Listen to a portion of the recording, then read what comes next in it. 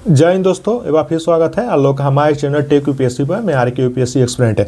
जैसे कि जो एमपीपीसीएस 2026 का नोटिफिकेशन आ चुका है 155 पोस्ट के लिए, तो इन सभी के बारे में मतलब इस नोटिफिकेशन के बारे में 155 पोस्ट के बारे में कुछ महत्वपूर्ण जानकारी हम आप लोग के सामने शेयर करना चाहते हैं। बाकी इससे संबंधित विस्तार से सिलेबस और सभी पोस्ट के बारे में हम अगले वीडियो में बता देंगे। इसमें जो महत्वपूर्ण बदलाव किए गए हैं और भी जो महत्वपूर्ण जानकारी है उसके बारे में हम ये वीडियो लेकर आए आप लोगों के सामने है, तो आप लोग इसे पूरा वॉच करिएगा। और बाकी हम अपने बारे में बता देते हैं। जैसे हमारा नाम आर के है, हम यूपीएससी का प्रिपरेशन करते हैं। हमारा 3 अटेम्प्ट यूपीएससी में और 2 अटेम्प्ट यूपीपीसीएस में हो गया है। और बाकी देखिए यूपीएस इन सभी एग्जाम के लिए, जैसे यूपीएससी हुआ, यूपीपीसीएस हुआ, किसी भी स्टेट पीसीएस हुआ, कोई भी गवर्नमेंट एग्जाम हुआ, इन सभी के बारे में सबसे बेहतर बुक लिस्ट क्या हो सकती है, स्ट्रेटजी वीडियो क्या हो सकती है, इन सब के बारे में जब नोटिफिकेशन आता है तो इन सब के बारे में हम जानकारी देते रहते हैं आप लोगों को। तो अगर आप लोग यूपीएससी, यूपीपीसीएस, किसी भी स्टेट पीसीएस या कोई भी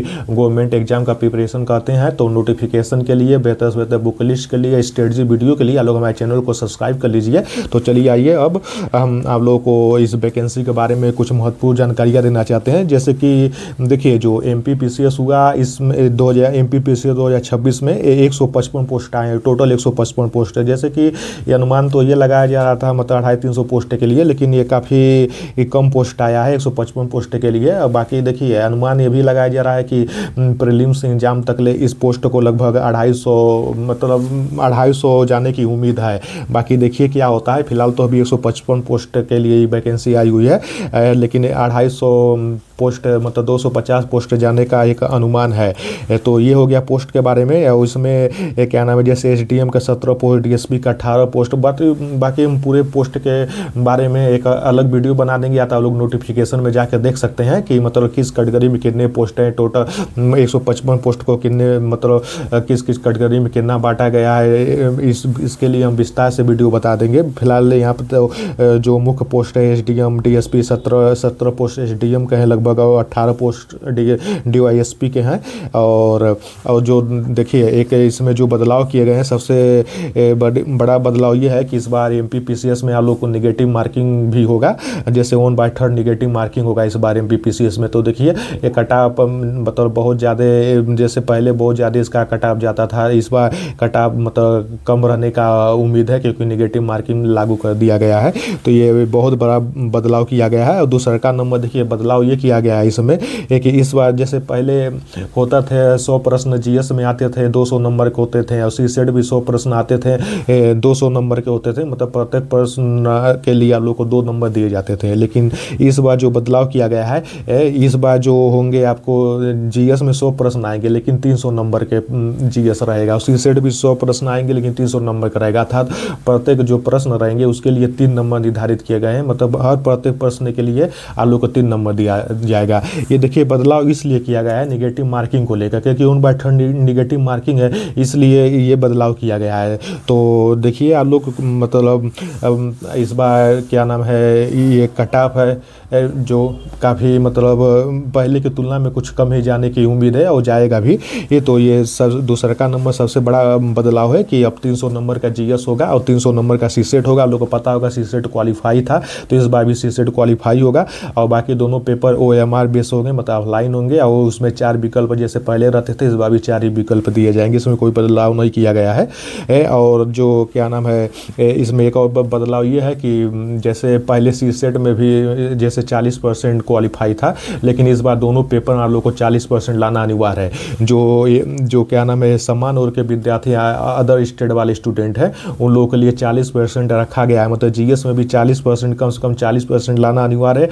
और बाकी सीसेट में 40% क्वालिफाई है ही। बाकी आपको जीएस में 40% से नीचे नहीं लाना है।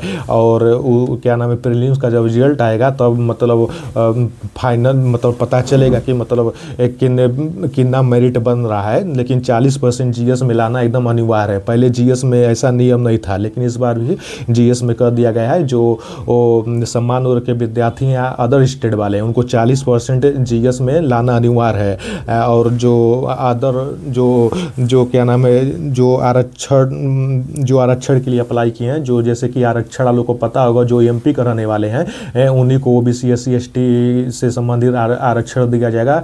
अदर स्टेट वालों को कोई आरक्षण नहीं दिया जाएगा। उनकी जो काउंटिंग होगी सम्मान वर्ग के विद्यार्थियों में ही होगी। तो बाकी जो ओबीसी एससी एसटी जो विद्यार्थी हैं उनके लिए 30% रखा गया है कि 30% उनके लिए जीएस में लाना अनिवार्य है। उसी सेट में 30% क्वालिफाई रहेगा, मतलब उनके लिए 30% रखा गया है। और जो तीसरा नंबर सबसे बड़ा बदलाव ये है कि मतलब इस बार मुख्य परीक्षा के लिए 20 गुना विद्यार्थियों को बुलाया जाएगा। मतलब 20 गुना विद्यार्थियों को प्रीलिम्स एग्जाम क्वालिफाई किया जाएगा। 20 गुना विद्यार्थियों को क्या नाम है मुख्य परीक्षा देने के लिए उन्हें बुलाया जाएगा।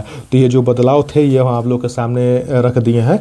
और आइए कुछ और जानकारी दे देते हैं। जैसा कि जो इसका एग्ज़ाम जो निर्धारित किया गया है 26 अप्रैल 2026 को इसका एग्ज़ाम होगा एमपीपीसीएस का, ठीक। तो 26 अप्रैल को इसका एग्ज़ाम होगा और जो इसका फॉर्म भरना स्टार्ट हो जाएगा 10 जनवरी से फॉर्म भरा जाएगा, जो 9 फरवरी 2026 तक चलेगा।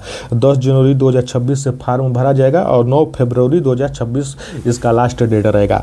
अगर आप लोग 9 फरवरी के बाद अगर फॉर्म भरते हैं तो आप लोगों का अगर 10 तारीख तक अगर आप लोग फॉर्म भरते हैं 10 से 16 फरवरी तक ले, तो आप लोगों का पेनाल्टी के रूप में 3000 रुपया देना पड़ेगा एक्स्ट्रा।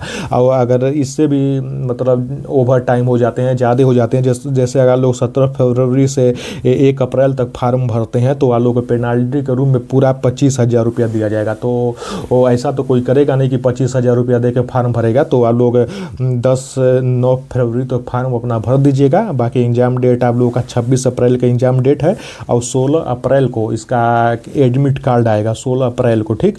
ये हो गया। और देखिए हाँ, ये बात तो हम आप लोग को बता ही दिए थे कि जो आरक्षण एमपी के जो रहने वाले हैं उन्हीं को दिया जाएगा। बाकी जो अदर स्टेट वाले हैं वो लोग फॉर्म तो भर सकते हैं लेकिन उनकी गणना समान वर्ग के विद्यार्थियों में होगी, ठीक।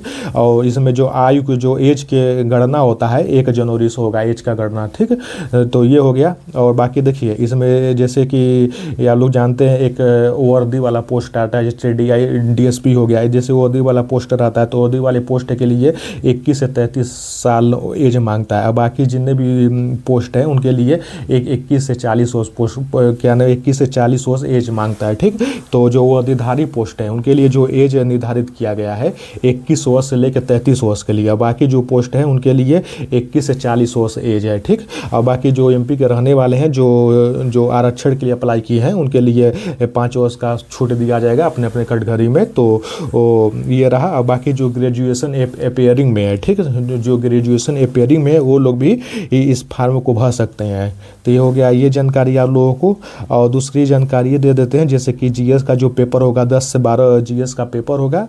और बाकी जो सीसेट का जो पेपर होगा वो 2/15 से लेकर 4/15 तक आप लोग का सीसेट का पेपर चलेगा। तो यही पूरा मतलब ओवरऑल जानकारी देना था जो आप लोग के सामने हम रख दिए हैं। बाकी पोस्ट से संबंधित हम एक वीडियो बना देंगे कि ये मतलब किस विभाग में कितने पोस्ट हैं, कैटेगरी वाइज कितने पोस्ट हैं। और बाकी सिलेबस के बारे में भी हम जानेंगे। देखिए सिलेबस में कोई बदलाव नहीं किया गया है, सिलेबस वही है। बस जो क्या नाम है नंबर जैसे पहले 2 नंबर दिए जाते थे प्रत्येक प्रश्न के लिए, इस बार 3 नंबर निर्धारित कर दिया गया है। बाकी सब सिलेबस वही है। बाकी डिटेल में सिलेबस और स्ट्रेटजी वीडियो को लेकर हम डिटेल में वीडियो बना देंगे। तो आप लोग आप लोग हमारे चैनल को सब्सक्राइब करिए। अगर आप लोग यूपीएससी यूपीपीसीएस या किसी भी स्टेट पीसीएस या कोई भी गवर्नमेंट एग्जाम का प्रिपरेशन करते हैं तो मिलते हैं अगले वीडियो में। तब तक लिए जय हिंद।